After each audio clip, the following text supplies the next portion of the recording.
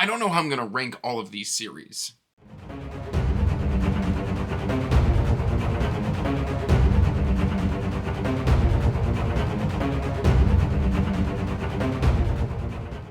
Hey everyone, welcome back to Andrew's Wizardly Reads, and as always guys, I am Andrew, and today we have got a very special video for you. But before we get into this video, please like this video and subscribe to the channel, as it does help the channel grow. And you can check the description box down below for links to all of my social media, including my Amazon wish list, my Patreon if you want to support the channel, and the Discord if you want to chat books on a regular basis. And with that out of the way, essentially, since I started this channel, and just a hair before, I have read around 70 series, and I'm including series that I'm not fully caught up on, but I have to be at least 3 books into, or there's 2 books out in the series and I'm fully caught up, or I have completed the entire series. And this comes to around 70 series, probably missed a couple, but I'm going to try and tier rank 70 fantasy series here for you today, and I am going to struggle, because this is my second attempt at this. I struggled and I felt terrible where I did it the first time, so I deleted all the footage and I'm trying for you again. Now, most of these are going to be in basically the great category, and then I've got 2 above great. Y'all know me, y'all know I like to DNF, and if I DNF a series, it's probably not going to be on here unless I got very far into that series, and I do have at least 1 on here that I know I did that with. So without any further ado, let's show you what the tier ranks are. We have got the best of the best, the brilliant, great, meh, and Bennett. So we have got all of our series right here, and I'm just going to jump right on in, and I'm probably just going to pull randomly because frankly this is giving me anxiety already. We're going to start out with Otherland, and I'm actually going to put Otherland by Tad Williams in meh. And the reason I'm going to put it in meh is the first book, I've read that first book around 5 times. It's fantastic. The rest of the series I could take or leave. So that's another 3 books that I was just kind of, it's good, but it was just kind of meh. So I feel good about that placement right there. But let's see. Let's go ahead and grab The Coward. The Coward is going to probably be at the top of meh, because The Coward itself is really good. And then The Warrior, I'm a little bit more mixed on. I may need to go back and reread it, but I don't remember fully understanding The Warrior. Like, I thought there was going to be a 3rd book, and there's not. It's just a duology. This is by Stephen Arian, and The Coward, 100%, it would be in brilliant. The Warrior kind of brings it down to meh. So that's where I'm going to kind of leave that. I see one that I really want to grab, and I'm going to grab The Tower of Babel by Senlin Ascends by Josiah Bancroft. I'm going to put this in great. It would be in brilliant, but the last about 100 to 150 pages of the last book just kind of didn't work for me. But otherwise, it would be in brilliant. And so the first 3 books, in fact, if we were on the first 2 books, it would be the best. But this is a really good series, and it's going to be our first entry into great. One I just finished today is The 7 Kennings by Kevin Hearn. I'm going to put this in top of meh. And the reason for that is the series ends with like 200 pages of like falling action. And I understand why, because we've got so many POVs, but it just, at the end, I was just like, can we just wrap this up really quickly? Like, I don't know, every single POV that we had left got their own dedicated chapter, and then it ends on a crotch joke. And I just wasn't the biggest fan of that. So we're going to leave that at the top of meh. And also, like, I've read the first book physically, and then I did books 2 and 3 on audio. And there's a lot more humor in the books on audio than there was with my eyes on just visually reading it. So I'm going to kind of leave that there, and we're going to stick with that decision. All right, what am I going to do? Oh, we're going to grab Long Price Quartet, and right out of the gate, we're going to put that at the top of the best, because Long Price Quartet is a flawless masterpiece. If you like character, just exploration and world building with some intrigue, and I mean, like, there's 15 books between each book, in the series, and it's absolutely exquisite. Great writing, great realization from beginning to end of ideas and the ramifications of choices made by the characters. Loved everything about it. So we're going to put that right there. I am going to put Cradle right up in Brilliant. It does have a couple slow entries, but for being 12 books long and that entertaining, if it's your cup of tea, it's amazing. If it's not your cup of tea, then you would probably rank it a lot lower. But for the people I know who love Cradle, they would rank it very, very highly. So that's where we're going to put Cradle right off the bat. I'm also going to take Fred the Vampire Accountant. And I think I'm going to put Fred... Oh, I'm going to put Fred a little under the Cradle series, because Fred is really, really good, but it's kind of episodic in its formulation, and that'll either work for you or it won't. But it just takes it takes the mundane and puts the magical in it. I interviewed Drew Hayes. I'll link that right there if you want to see it. But it was great getting to talk to him, because he used that a lot, as he likes putting the magic in the mundane, and Fred is a great showcase of that. It's so incredibly good. All right, we have got... What do I want to grab next? I'm going to grab Draenei, and I'm going to put Draenei at the top of Great. Let's move that right there, because whether it works for you or not, it's just so foundational, and it's aged very, very well. There are some rough entries, and whether you do this on audio because it's narrated by Sean Barrett, or you read it with your eyes, like David Gemmell is one of my favorite authors. He is clearly in that top 10. I own I think I own all of his books except one, and then 2 mysteries that he doesn't even include on his bibliography for back when he was still alive. They got released after he passed, I believe. But yeah, no, that's where we're going to rank David Gemmell, because he's just so amazing. Druss, Waylander, and then we've got a couple standalones. I've only got 2 left in this series, and those are the Skilligan books, which I just got hardcovers of. So, yay! Let's see. Eye of the World, which is Wheel of Time. We are going to put that... In terms of, a lot of nostalgia is going to go into this ranking. I'm going to put it at the top of Brilliant. I have a lot of nostalgia and a lot of love for this series. And if you like it, you like it. If you don't force it. It's not going to get better. If you've read the first 3 books and you're like, ugh, I have to read it, don't read it. It's not going to get better. In fact, it's going to get worse before it gets better. Because, I think book 10 is one of the worst fantasy books ever written. But, it's an outlier in an otherwise great series. But it's not one of the worst, but it's pretty bad. It's just boring as all get out. And I would actually say that after going back through my latest reread, I would say Winter's Heart, which ends really well, and Path of Daggers aren't part of the slog. The slog really is just Crossroads of Twilight. It's not particularly good. But, in terms of story, characterization, magic, it's all there, and I really, really love The Wheel of Time. And I always will. Same with The Lord of the Rings. We're going to actually put that in Brilliant, but we're going to rank it a little lower. Mainly because of Two Towers and Tom Bombadil. Whether you like Tom Bombadil or not, I got so used to the movies and him not being in there that I was just like, man, it's just so jarring to have him in the books of Fellowship. And then the battle for Helm's Deep was from the movies to the books is just shortened to a single chapter, and I found that incredibly jarring as well. But again, very foundational, just fantastic. And if we were talking just The Hobbit would be in the best of the best. I'm not going to include The Hobbit, because The Hobbit's one of my favorite books of all time. I just reread it last year, and it is timeless, it is classic, it is a perfect book. So that's where I'm going to rank The Lord of the Rings. Yell at me later. I am going to put Deathless Beasts, or the Collation Saga, above Draenei. You know what? I'm actually going to bring up Senlin. You know what? We're gonna do this. I'm gonna bring Senlin up to right here and put it in the Brilliant, because I feel like the last book I'm being harsh on it, and I want to go back and reread it. So we're gonna put Deathless Beasts Collation Saga by Andrew D. Meredith at the top of Great. It is just fantastic, solid, bulletproof classic fantasy, and it's just really, really good. Highly underrated, and I highly recommend people go read it. It's well worth the time. I've read 3 books that have been put out in this, and then I've also read his Needle and Leaf. Did I grab Needle and Leaf? I don't believe I did.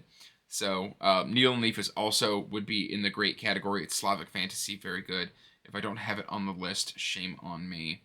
But like I said, I probably missed a couple series that I've caught up on. We're going to do our first Bennett.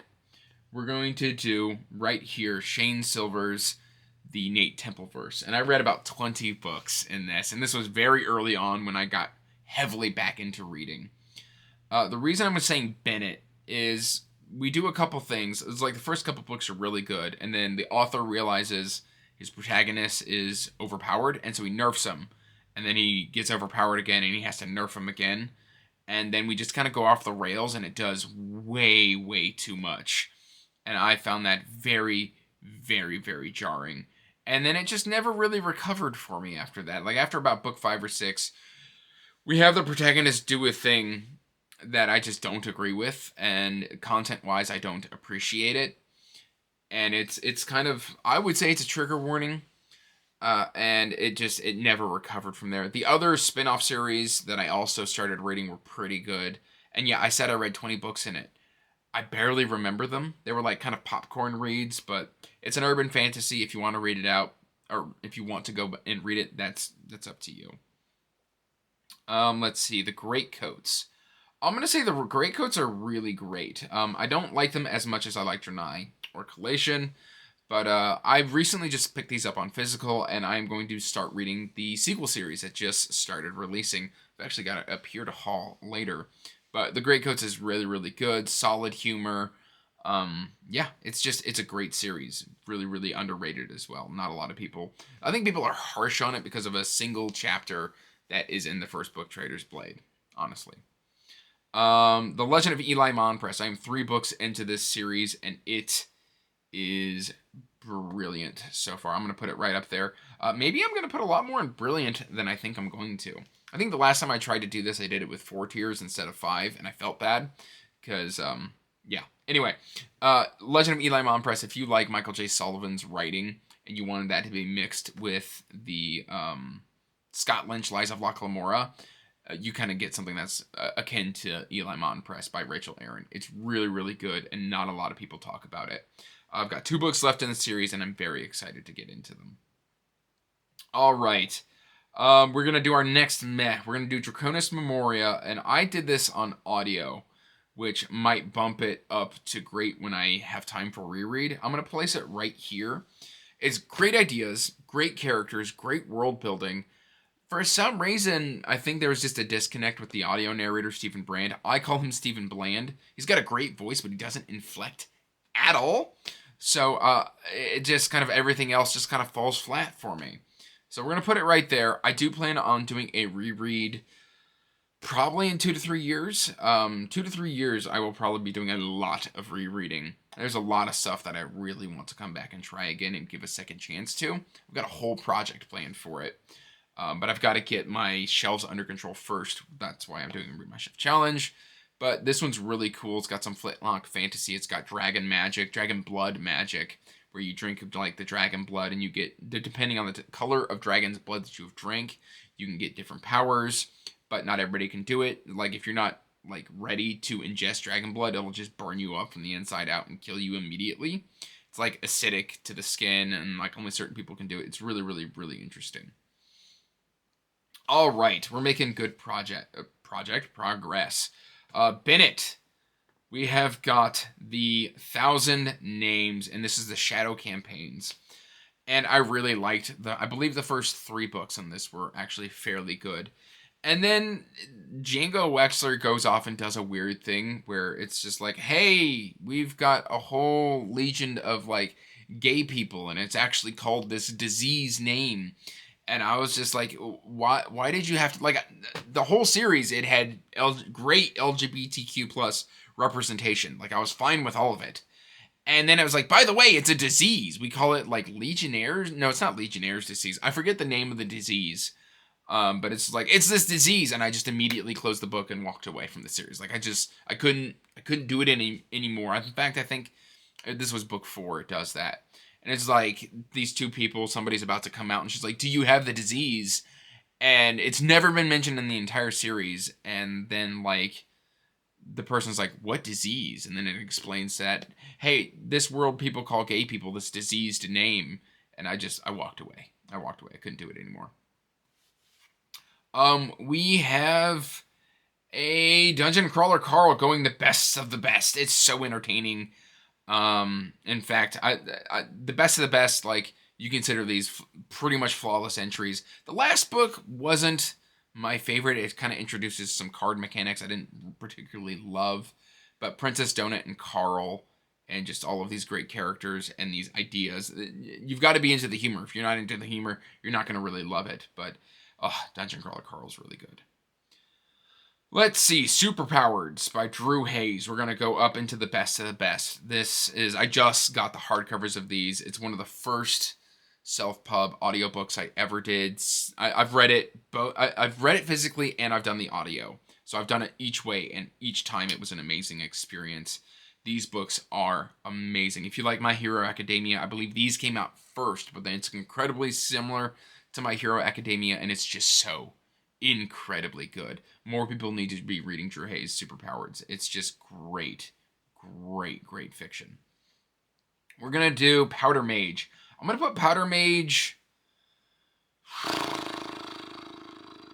right here. And this is the first and the second trilogy. And the reason it's going there is because the second trilogy is amazing. The first book is really good, but then books 2 and 3 of the first trilogy are just kind of eh. I don't particularly love them. I don't hate them, but I could have lived without them.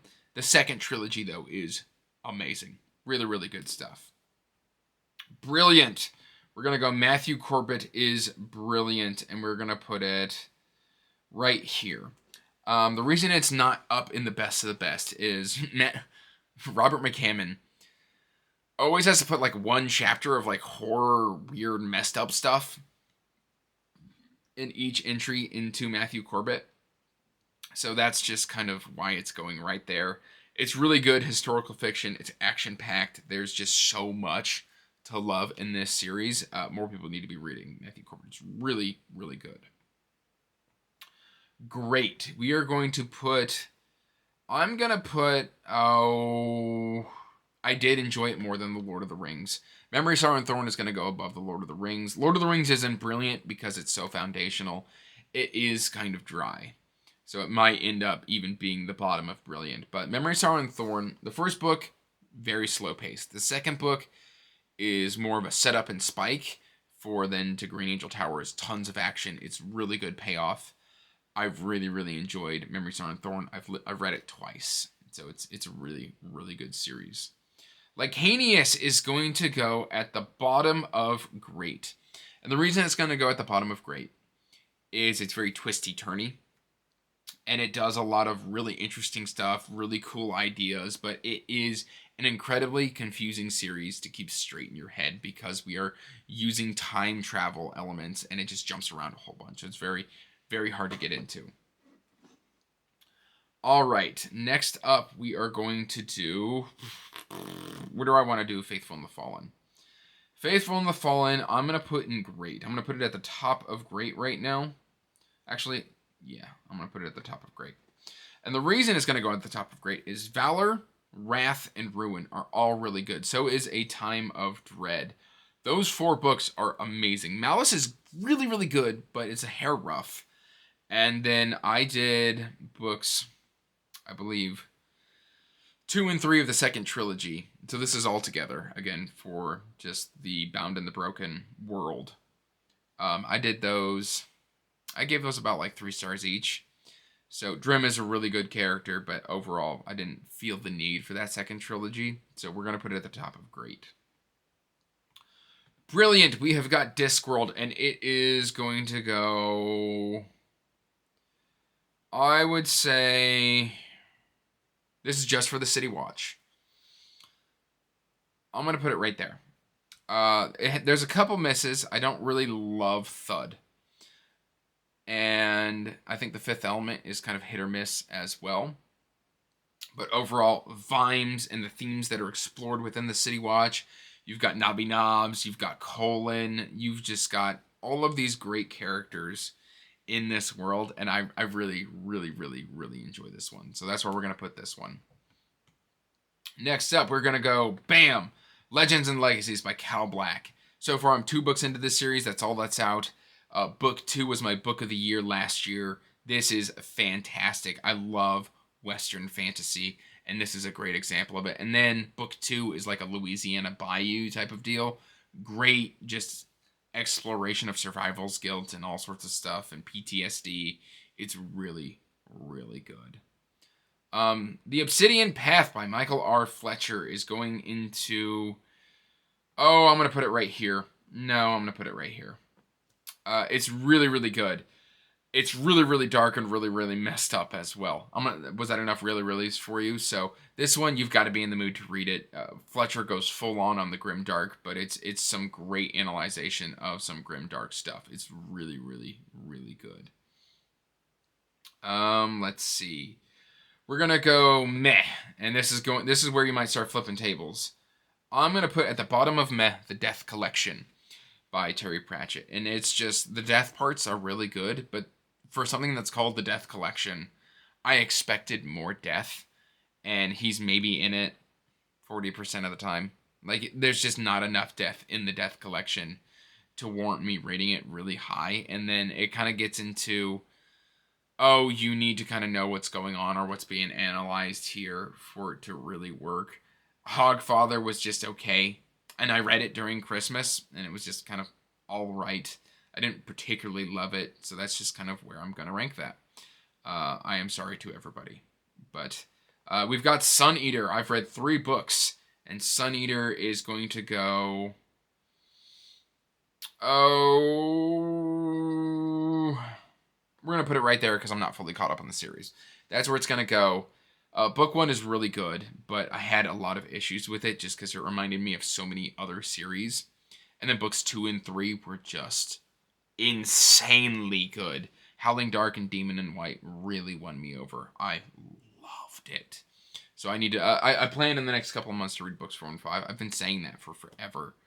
But I do plan on that. Brilliant. Going at the top of Brilliant. Oh, is this the top of Brilliant? Oh, I don't know. No, it's not the top of Brilliant. My knee-jerk reaction is to say it's the top of Brilliant, but it's not. Is it the bottom of Brilliant? Is it the middle of Brilliant? We're going to put it at the middle of Brilliant. We've got a horror novella/book series. This is the Nightmareland Chronicles by Daniel Barnett, and this one's really, really good. I have some people who are like, oh, I don't understand the premise. If you don't understand the premise, abandon the series immediately. But if book 1, you're just like, that was really interesting and that's really good, it just gets better and better and better and better.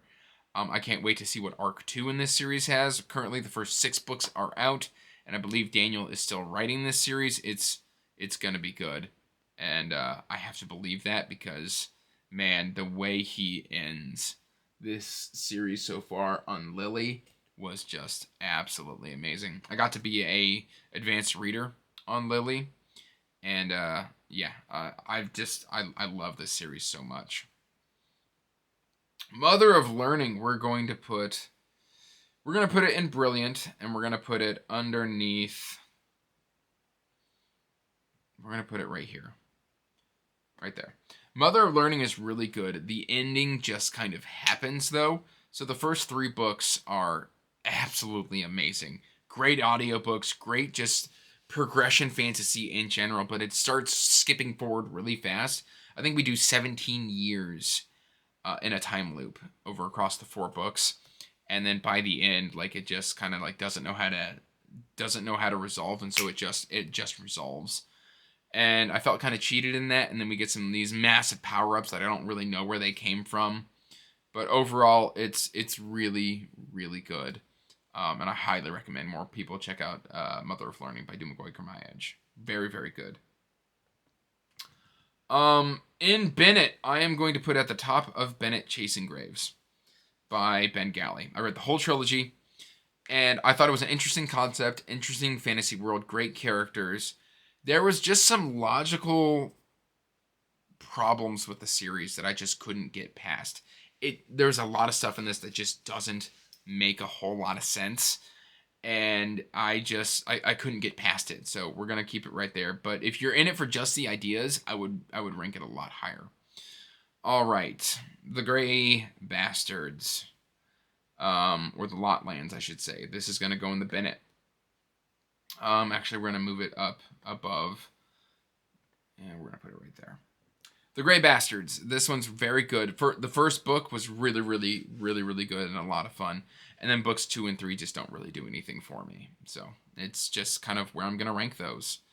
We're going to put at the right around here is going to be the King's Champion series, I believe is what this is called, by G.M. White. Just like low fantasy, very good, great exploration of character. I love Blesco. He's just fantastic. Anthony Ryan going at the top of great. Bloodsong, amazing. And then I don't think books 2 and 3 are as bad as everybody says. They're just not as good as Bloodsong, which is why people kind of hate on them a little bit. But Tower Lord, what's the third book's name? I don't remember. Tower Lord and I think it's like Queen of Fire. Really good reads. I really liked them. And they reminded me a lot of David Gemmell. So, yeah, I like those. Okay. Boom, boom, boom, boom, boom, boom, boom, boom, boom, boom, boom. We've got The Wandering Inn. Where am I gonna put The Wandering Inn? We're gonna put The Wandering Inn right here. Wandering Inn is really, really good. You've got to be in it for the characterization and the day-to-day. And currently, right now, I'm 5 books into this. I've got like another. I'm very early on in the series. Still to be released are like 20 books to like off of the website and into like ebook and audio and stuff like that. And so I'm still very early days, but I've had some really great moments, and I've had some moments where I was just kind of like, can we hurry this up, because this just isn't interesting. And then there's other times where I'm just like, I can't believe how incredibly good that was. So it's a very mixed range on The Wandering Inn, but it tends to lean very close to brilliant. So that's where we're gonna put that. I'm gonna put Mark of the Fool. I've read the first 4 books. We're gonna put that probably right here. The first 3 were amazing, and then book 4 jumps the shark. It jumps the shark hard, and then I started book 5. They're trying to course correct or ignore what happened at the end of book 4, and I couldn't get into it. Like I can't believe where Alex is anymore, and so it kind of lost. I'm unable to suspend my belief anymore. I believe is what I'm trying to say. So it was okay. It's great, but I don't know if I'm going to be continuing the series. I haven't decided yet. Let's see. We've got our urban fantasy, and we're gonna put it. Where do I want to put Alex Verus? I kind of want to put Alex Verus right here in the middle of great. It's complete. It's a fully well-realized story. I've actually just started buying these on physical. I read them a couple years ago. I just love Alex Verus. I actually think I like Alex Verus more than I like Dresden. But that's just because I've read Dresden so much that I'm kind of tired of Dresden. So that's what we're gonna do. In fact, speaking of Dresden, I'm gonna put Dresden just right here. It's still really good. I've just read it to death. I think I've read the first 12 books 3 times, maybe 4. I don't remember. And then I didn't like Peace Talks or Battlegrounds at all. So that's kind of where we're at with that. Next up, we've got Realm of the Outerlings. Realm of the Outerlings is going to go... Man, where do I want to put? Because I'm incredibly mixed on the Realm of the Outerlings. The first 9 books I love. The next 7 I could do without. I'm gonna put it... No, I like it more than the Greycoats. I like it more than Dresden. I like it a little more than Drenai. We gotta move you down here. That's where you go. I like it more than this. I like it more than this. I like it more than this. I like it more than this. I do not like it more than that. So yeah, that's where we're gonna put the Realm of the Outerlings. No, I do like it more than that. We're gonna put Realm of the Outerlings right there. There we go. That's my, it's at the top of great. The first 9 books are phenomenal, and then I think the next 7 are a very mixed bag. So, we'll see how I feel about that. At the top of meh, we have got First Law by Joe Abercrombie. Books 1 and 2, really liked. Book 3, didn't. I liked the first 70%. The last 30% really didn't land for me. And then I thought Best Served Cold was a very flawed, I don't want to say masterpiece, but great book. Heroes, Red Country, I loved. And then I kind of stopped there. I have no intention of continuing this series into the last trilogy. I started it. It did a really gross incest thing, and I walked away. Prince of Thorns. Prince of Thorns is going to go into the meh category. You've got to be into it. It's very dark. Book 3 does some stuff that I just didn't understand, didn't agree with, and that's where I think we're going to put that. Best of the Best, Troy Trilogy by David Gemmell. This is just, it's a flawless masterpiece of historical fantasy. It's mostly historical fiction, but it's got just that little hint of fantasy that was just perfect. It's his crowning gem. He passed away halfway through writing book 3, and his wife and his editor came together to finish the book series, and I'm very glad that they did. It's so incredibly good. Do we have any more Bennett? I'm just looking for anything else that would go in the Bennett. No, we are done with the Bennett. Are we? Anything else that goes in meh? Let's see. Anything else that goes in meh?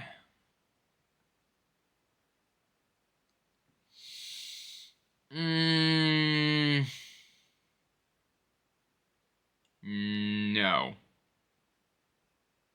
No. Nothing else. At the bottom of great, I know I'm gonna put Red Rising for a reason. I am currently working on a project to reread the last 4 books of Red Rising. I haven't read book 6. Last 4? Last 3. I haven't read book 6 yet, but books 4 and 5 didn't really work for me at all. And I did those on audio. So I'm going to come back and read those with my eyes. And when that happens, this may move up. Because if we're talking about the first 3 books, it would go in Brilliant. But that second arc just doesn't, it isn't my favorite thing. Orbit of Sirens by T.A. Bruno. This is going to go right here. I loved the Song of Comaria series. It's really good. T.A. Bruno is one of my favorite sci-fi authors right now. People should be reading this series. It's so incredibly good. Book 2 was a bit on the rougher side, but books 1 and 3, I mean, book 2 was good, but man, just so incredibly good.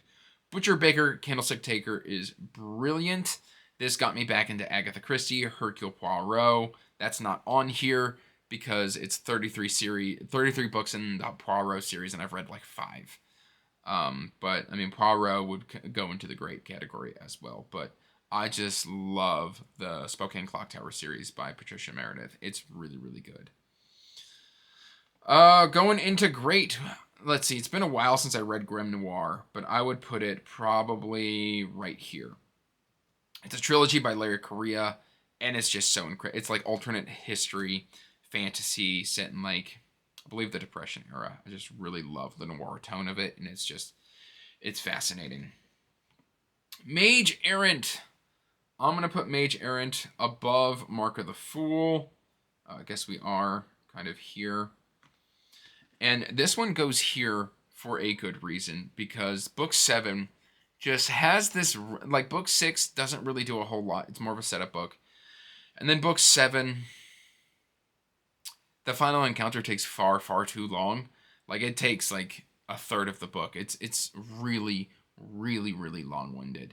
And that didn't overall work for me. So that's why we're going to put that right there. Next up, we have got Bobiverse. Bobiverse is great. And I am going to put it above Mark of the Fool. So that's going to go there. And the reason that that's going to go there is because if you don't know the pop culture references, it just kind of falls a little flat. And then the last book, which I thought was the last book and it is not the last book, I thought wrapped it up very well, but was just a repeat of the themes from the first 3 books. I don't own these books anymore, and I don't really plan on coming back to the series. We are going to do Warlord Chronicles. I think Warlord Chronicles is amazing. It's great Arthurian kind of historical fiction. There's a possibility for some fantasy elements in there, and I overall loved this series. So that's where I'm going to put that one. We've got Threadlight. Threadlight is going to go up here into Brilliant. I'm going to put it right here. Very good, very fast-paced, and it's one of my first 10, I believe, indie fantasies. And I have so much love for this series. Zach Argyle is an absolute legend, and I can't wait to see what he releases next. Brilliant. No, we're going to go into Great, and we're going to put right here. This is the Mortal Instruments, this is Mortal Instruments. I think this is the Mortal Instruments by Rob J. Hayes. I think Pawn's Gambit is perfection. Never Die ends kind of M. Night Shyamalan-ish, and I didn't really love that. And then I thought that I can't remember the name of book 3 right now. It was good, but it didn't wow me. I thought it was a bit messy. Let's see. We are almost there. Okay. We have got Protectors of Prytani. I am going to move Protectors of Prytani to right here. And you know what? We're going to take Draenei and we're going to bump it up to right here. Protectors of Prytani by Mike Mullman is incredibly good coming-of-age story. It's druidic fantasy, and it's really, really great. Let's see. We've got Rift War is going to go into the Brilliant category. I'm going to put it right around here. We're going to put that right there. It's just great classic fantasy. I really, really love it. Next up, we've got Cycle of Fire. You can tell I'm speeding up here because I know I'm approaching 40 minutes of recording. Cycle of Fire is great, but the third book kind of confused me. So we're going to pop it right here behind Lycanius.